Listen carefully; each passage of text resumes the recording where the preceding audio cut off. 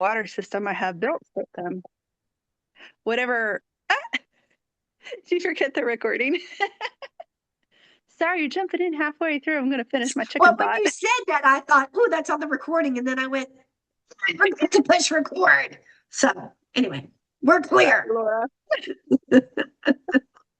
We might do a recap. You guide me on what you think is best to do. But everyone who is live gets the benefit of the whole story. So there you go. Good job, everyone. Should have been here live. That's right. So chickens, yes. And how the people who were already practicing that were like, it does wonders. They were naming issues that they were dealing with in the coop or in the flock that were just significantly better because they were incorporating plants. And that's, I think, the point when I went from, oh, I'm using essential oils to, oh, I'm using botanicals. I have some more homework to do to understand how I'm partnering with the plants. How am I partnering with my environment? And so that's just been a journey from there. But I would say the Animal and Oils Convention was definitely an event that was a watershed moment in more than one way. It was perfectly timed so that I was ready for Jack when he came into our lives. And it's just been really good since then. So I love that left nostril, right nostril thing. And there's some dogs that I would offer. I've helped out bunnies with my sister-in-law, and they had a dog that definitely had some issues and was very tense and everything.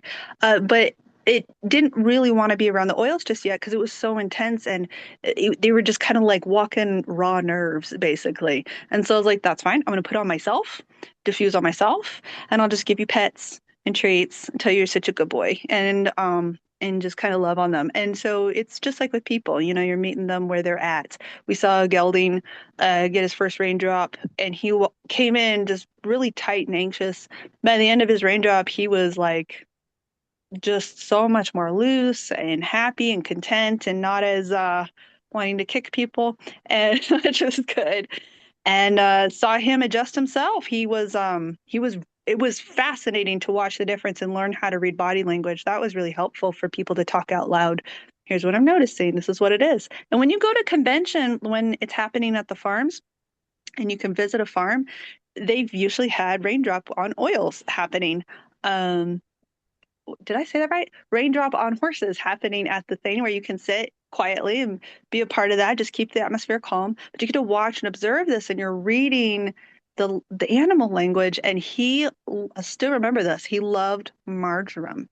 Marjoram was huge. Now, I didn't know that much about raindrop at the time, so I didn't know that marjoram starts with M and another part of our body starts with M. And so he was most likely wanting to do something to help that part of his body. And so we were kind of quizzing ourselves, oh, is it left nostril or right nostril? And it was interesting. In the beginning of the raindrop, beginning of doing it, it was a an emotional thing. And then by the end of it, he was still wanting marjoram, but it was for a physical thing. And sure enough, as soon as she got him to stretch his neck, she picked his favorite one, marjoram, held it close Put to my her hand body, flex back there. Okay. and then, oh, you're muted, Landis. I said, I'm going to put Jeannie on mute for just a second. We'll come back with some questions. Oh yeah, perfect, perfect. So just to finish off how they did the raindrop on the horse is stood close to the horse, took his favorite oil because they knew he'd respond, held it close, and then backed up so they were close to his left side, so he'd stretch his neck to the left. And then it went back to facing him and then went to his right side. And so he'd stretch his neck to the right. And you could see a dramatic difference. And side was definitely tighter than the other.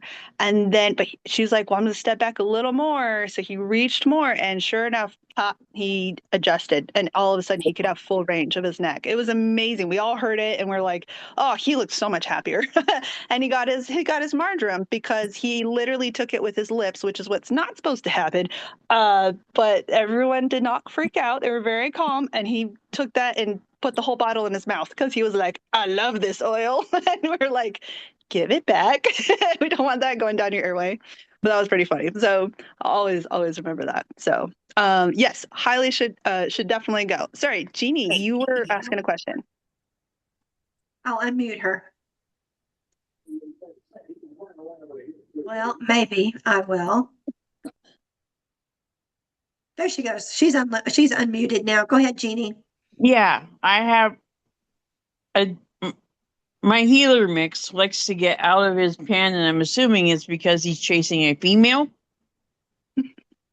And until I can get him fixed, I was like, what can I do to keep him from trying to do that? Well, I, To I calm that answered hormone down? I answered your question with Endoflex Vitality or Endoflex. But if he smells a female in heat, I don't know that there's a whole lot that you're going to be able to go, oh, hey, don't do that. That Yeah. means his hormones are working great. Yeah, exactly. Yeah, Catherine, you had a half healer at one point, so you might have a thing you might want to pop out there that's helped you when yours was going through heat.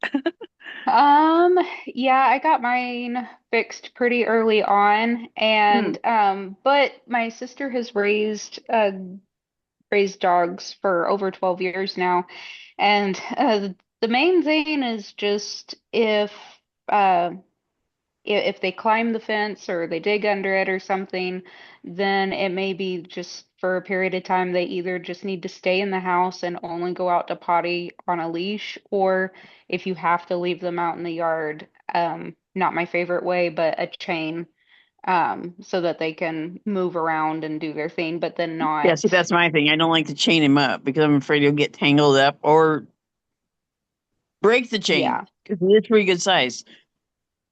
Yeah. So the chain is not my favorite at all, but until he's not, getting out then and running off, then that may be the safest way for him if you can't walk him on a leash. Yeah. So, yeah, that's the main thing is just what I usually thinking watch him in his about, yard. yeah, He's yeah, and got a that's pen just, out back, and I usually stand there and watch him. yeah, if he'll stay around if you watch him, then that's probably the best way to do it. And Jeannie, in response to that, the first two questions I'm usually asking now is, what's his diet like? And no shame for whatever you've picked. It's just that is a consideration on how that affects your hormones and your nervous system and your brain thinking and all kinds Yeah. of things. So, if there's something that's kind of agitating him through his food, that might be something to consider as like that might help just be an extra stress you can take off. And then the second thing is I just find when I'm training Jack, it, before when I trained dogs, it was a lot of this is yes and this is no. Mm. Now when I train Jack, there's a few times where I'm like, this is a clear no. But if I don't want him doing something, I give him something else to focus on. And so there might be some YouTube channels that address this and talk about here's some activities to have in a special box that only comes out when he's in heat or when the females are in heat. When there's And a female in him. yeah, exactly. And then he can be like, "Oh, we're going to do this thing now." Okay. And it can just help shift that mindset a little bit. And then there's always, our full spectrum CBD that you could be putting on yourself and having around them or, there's Yeah. I don't know what the compliant way is to talk about CBD, but I know some other stories of Well, people I using can't do CBD. CBD from where I work. Oh, okay. Well, then don't worry about that. 'Cause But we just had this discussion at work that can't use that kind of stuff at work. We yeah, can't use like the sorry. marijuana stuff at work. We just had this discussion. All right. No, Yeah. I understand. Yeah, it's a crazy politics thing. But just consider those things. Look at your nutrition and maybe a set Yeah. of activities, especially healers, they gotta work, right? And so Yeah. if you can I get had thought excited about about refocus on. once a week taking him out on I have one of those long leashes and letting him run. There you go. Yeah. Yeah. Yeah. Get That's that what Yeah. energy when out when every day. yeah, when my Yeah. healer was younger, which that was forever ago, it seems like now, but yeah, whenever he was younger, that's what I had a place where I could just let him run. That was Mm. huge, and taught him how to play frisbee and the ball and stuff like that. I also set up an agility course for him, so that his brain had something to do Yeah. where it going through the tunnel and up and over things and weaving through the poles and and I do not like the running. I really struggle with asthma a lot and a heart condition. So I don't like running, but I would try to put Right things. there with you, sister. Right there with you. So, but I would try to In put fact, things to in where fact, I he could. pulled me over. So Oh yeah, yeah. he So went to he that's went to go do business in the front yard, and I figured he had to go do more business. So when we got around to the corner of the house, he decided to take off, and I wasn't prepared for it. He pulled me over and broke my hip. oh no. So yeah, Yep, so yep. That yeah. needs a lot of good workout. I've seen this thing where it's sort of like this bungee cord you can hang from a tree, and dogs that like to hang, it just like takes a lot of their energy out. They can just swing around the tree and just hang on to that for dear life, like Belgian Malinois like it. I would imagine a healer would like this too, and just hang on it and just go up and down and up and down and up and down, and that might help tire them And out that he too. wouldn't get tangled up on too Right, bad. exactly. So I think And there's I some have a options. cedar tree. I have a cedar tree. So Perfect, perfect. So yeah, consider those, and I'm sure But you're in not the only here, one to deal with it. I'm going to butt in here because if we're really quote unquote past time. But what I want to talk about real quick are things that you read online that you're like, oh, my cat can't do citrus. You know, you're not supposed to do this. You're not supposed to do this. I want to caution you about stuff like that because we know that those people are 99.9% of the time not using Young Living. So I have the beautiful, huge animal encyclopedia. So I have that big encyclopedia, and there is amazing. All of these things that you've read about and you've heard about that I've had no issue. So with my cats, there is nothing that I don't diffuse. I diffuse everything. Now, something to remember about cats too is that they don't have to have nearly the amount of oil. They're very sensitive. They don't have to have nearly the amount of oil used on them. So where Dominique was putting it on her hand and then rubbing it down her fur. I'm talking about, even though we're not supposed to touch the orifice, going like this, rubbing it in my hand, and then petting. So not even a full drop that I'm going and using. And it's interesting too, stress away, peace and calming, lavender, or all the, you got to make a trip to the vet. So you got to put the cat in a carrier. Dogs are nice. You don't have to do that. Cats freak out on you. So I actually put all those scents on a towel and put the towel inside their carrier, inside their box. So, and I don't use all of them. I just use a little, and so I will do that and then rub it on the towel. So they're still getting some scents with that. Something that you might consider for hairballs is I actually will use Digest on their tummy again. Choo rub it on their tummy. Been Oh, great. Not had any problems with hairballs with that. Um, Something important about cats, and I don't know that that's true for dogs. So you were talking about Jack tearing his pad, Dominique, and mm, which makes me just go. But you are not supposed to put an oil directly on a cat pad. And the reason for that is that's where they sweat. So you will block up their sweat glands when you do that. So I'm putting it on skin. I'm turning them over. I'm rubbing their tummy with the Digest, or you can do this. I've also seen people put it on their ears, but again, it has to be such tiny, tiny, tiny amount. yeah. Um, and I think for us, it is just because we diffuse every day, and I have a diffuser. So I have a diffuser in every room. I'm sitting here thinking if that's true. I try to diffuse the same all over, but I don't necessarily. So whenever you consider that, I also have noticed my cats want to stick to me. Now, you want to talk about sticking. Dominique couldn't even get out of Jack's sight without her. If she went over there, he was watching and watching and watching and watching. But cats sometimes can be independent. So they're most likely going to stick with me, but if not, then I started noticing a pattern of, you know what, I put this in that room, and that's the bed they went and laid on. So they will also tell you which one they like and which one they don't. So through diffuser, but also I have laid bottles down.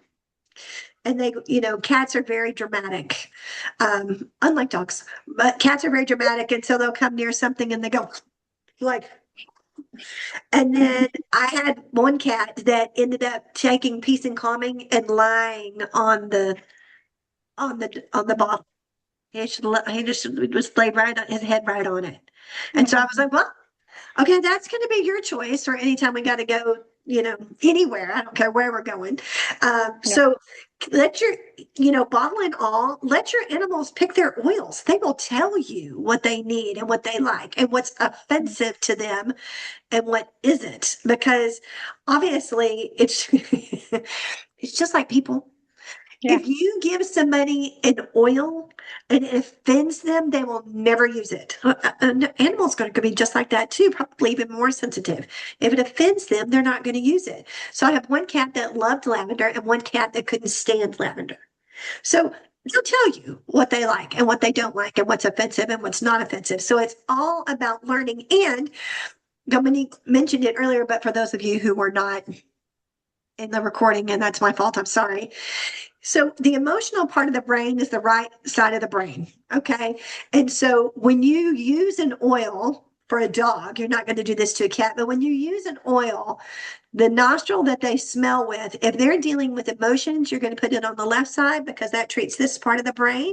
If they're struggling with logic and things like that, something that they're needing to, for a healer, something that they're needing to solve, a puzzle that they need, put it on that left side, and that works this side of the brain. So that's called ipsilateral.